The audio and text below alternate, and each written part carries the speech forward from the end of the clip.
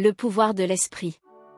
Le pouvoir de l'esprit est un sujet fascinant et complexe, qui intéresse à la fois les scientifiques, les philosophes, et les pratiquants spirituels. Il s'agit d'étudier comment l'esprit humain peut influencer le corps, la matière, et la réalité, par des moyens qui dépassent les explications rationnelles ou matérialistes. Pour écrire un exposé sur le pouvoir de l'esprit, vous pouvez aborder plusieurs aspects, tels que les effets du placebo et de l'hypnose sur la santé, la douleur, et le métabolisme. Les capacités de l'imagination, de la visualisation, et de la méditation pour modifier l'activité cérébrale, le comportement, et la performance. Les phénomènes paranormaux ou extrasensoriels, comme la télépathie, la télékinésie, la clairvoyance, ou la précognition, qui suggèrent l'existence d'une conscience non locale ou d'un champ unifié de l'esprit. Les perspectives philosophiques et métaphysiques sur la nature de l'esprit, sa relation avec la matière, et son origine divine ou transcendantale.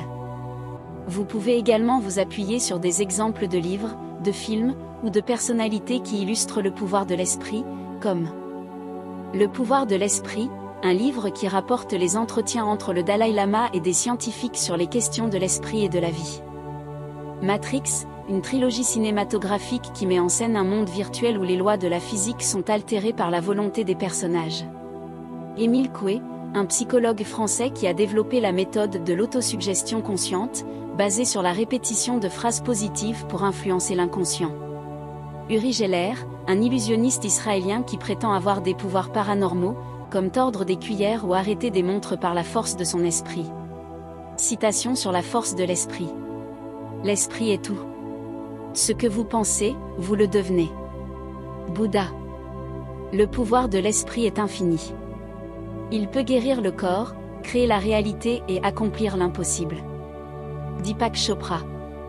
L'esprit est un muscle. Plus vous l'utilisez, plus il devient fort. David Allen. La pensée est la force qui donne vie à tout.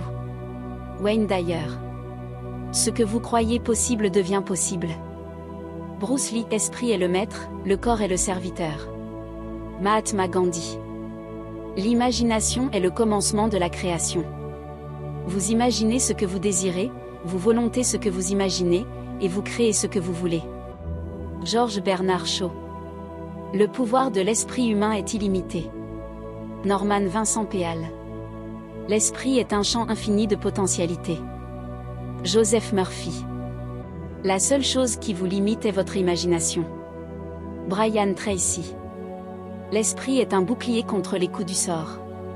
Sénèque. La force de l'esprit est plus puissante que la force du corps. Virgile. L'esprit est capable de grandes choses, à condition qu'on le veuille. Victor Hugo. L'esprit est un monde en soi. William Shakespeare.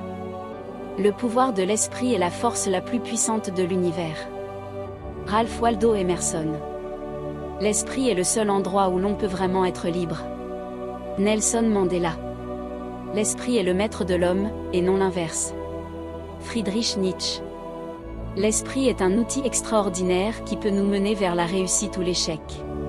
Napoléon Hill.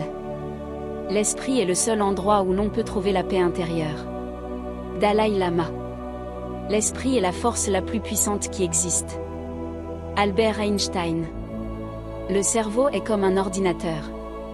Il ne peut traiter que les informations que vous lui donnez. Alors, assurez-vous de lui donner des informations positives et inspirantes. Joyce Meyer. Votre esprit est un jardin. Vous pouvez le laisser en friche ou le cultiver pour qu'il produise de belles fleurs. William Shakespeare. Choisissez vos pensées avec soin, car elles deviendront votre réalité. Eckhart Tolle. J'espère que ces citations vous inspireront à utiliser le pouvoir de votre esprit pour créer une vie meilleure pour vous-même et pour les autres.